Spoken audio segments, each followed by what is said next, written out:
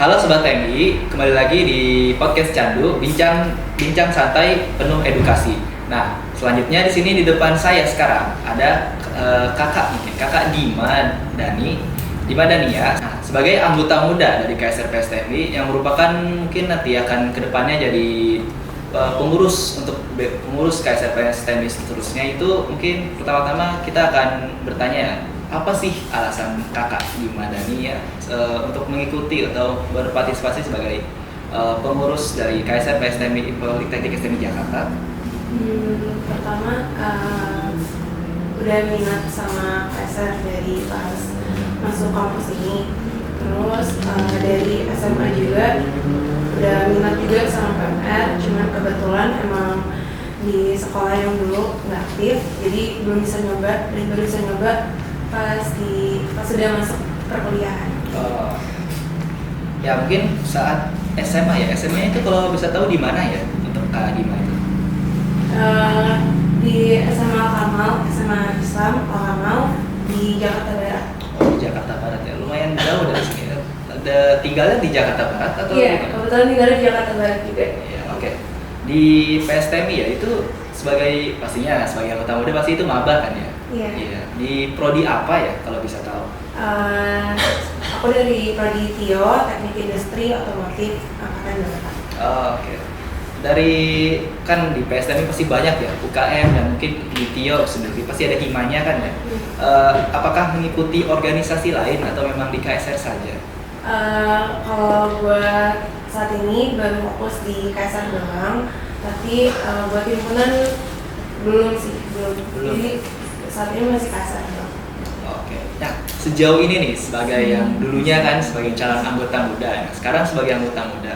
Selama di KSRPS STM ini kamu mungkin dari acara lain mungkin tidak perlu. Sebelum sejauh ini kamu tuh ikut apa saja sih?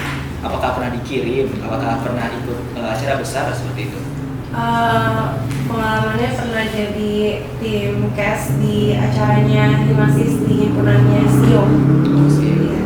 Oh, himanya di PSTM juga pasti itu ya? Iya. Nah, selain itu ada lagi nggak tidak ya? Mungkin setelah itu ada acara lain yang diikuti? Belum sih, baru ini doang. Setelah kaderisasi yang baru tim CAS doang. Setelah kaderisasi ya, mungkin bicara kaderisasi terlebih dahulu. Di KSRPS TMI ini sebagai sebagai anggota muda ya sekarang ya. Itu tuh kamu menjalani kaderisasi itu berapa banyak ya kalau bisa boleh tahu? 3 kali, kaderisasi 1, kaderisasi 2, sama LDK. Wah, LDK nih. Sebelumnya kan kita sudah sentuh kan ya untuk bagian LDK ini. Kalau dari tadi kan dari pihak pengurus, dari pihak komandan ya, bagaimana sih perspektifnya? Kalau dari anggota muda itu gimana sih LDK dari kamu? Pengalaman baru juga ikut LDK, karena sebelumnya belum sama sekali pengalaman soal PMR, KSR itu belum pernah, jadi pengalaman baru, terus belajar bareng juga di sana, seru banget pokoknya kemarin LDK. Ya, mungkin karena acara banyak ya. Di mana sih sebenarnya acaranya? Di Cisarua. Puncak ya. Mungkin bisa berhari-hari, 2 hari ya masalah ya? Iya, 2 hari. Semalam. Nah, mungkin bolehlah sneak peek aja tuh. Acara di sana tuh apa aja sih rangkaiannya? Yang pasti materi pertolongan pertama, terus pokoknya seputar KSR. Terus ada juga kita juga di sana ada praktiknya juga, praktik pertolongan pertama, gimana caranya nanganin kecelakaan gitu sih. Oh iya, mungkin sebagai relawan PMI ya, Iya. sebagai korps karelawan ya. Nah, karena kan kakak sendiri juga pernah waktu itu sebagai anggota muda ya. Mungkin ada yang bisa dibilang waktu itu kan kita suruh itu ya, waktu apa sih namanya? Mungkin yang keluar itu. Oh iya. Di luar juga kan ya, Iya, di di luar villa juga, mungkin ya. iya. Nah, mungkin sebagai pengalaman setiap periode atau angkatan beda-beda ya. Iya.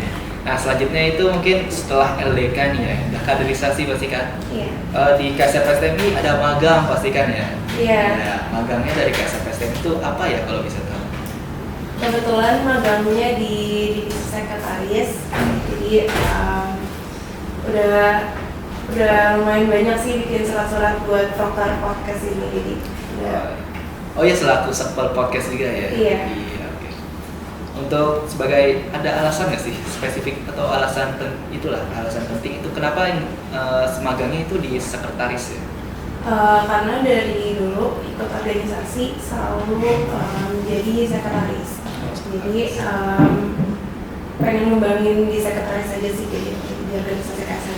Oh ya, nah tadi menyinggung organisasi lain ya, mungkin sebelum kuliah pastinya kan ya. Sebelum kuliah itu kamu organisasinya apa saja sih mungkin kalau boleh tahu?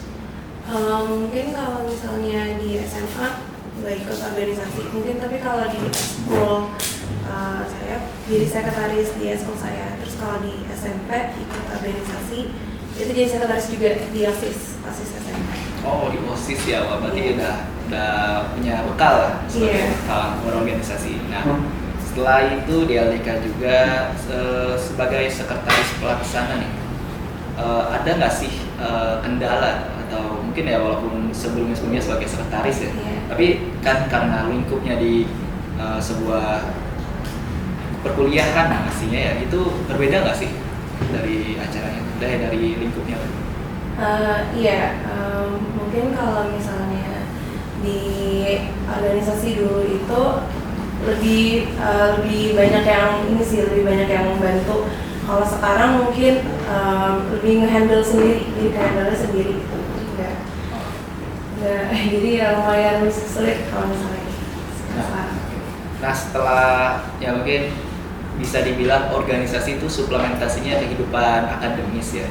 Dalam kehidupan organisasi itu ada nggak sih yang bisa kamu implementasikan keluar atau ya secara mahasiswa, secara kehidupan mahasiswa atau mungkin ya kehidupan kamu umumnya itu seperti apa di implementasi gitu loh. Jadi gimana?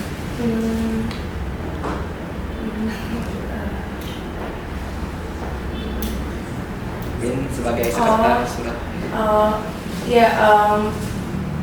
Job desk juga udah dikasih banyak ya. Jadi bikin surat-surat gitu. Jadi sebelumnya belum ketemu yang namanya bikin surat-surat kayak gitu, masih absensi gitu. Tapi ketika udah di organisasi yang ini, job desk-nya makin banyak dan makin banyak hal baru yang dipelajari sih di sekretaris di divisi ini.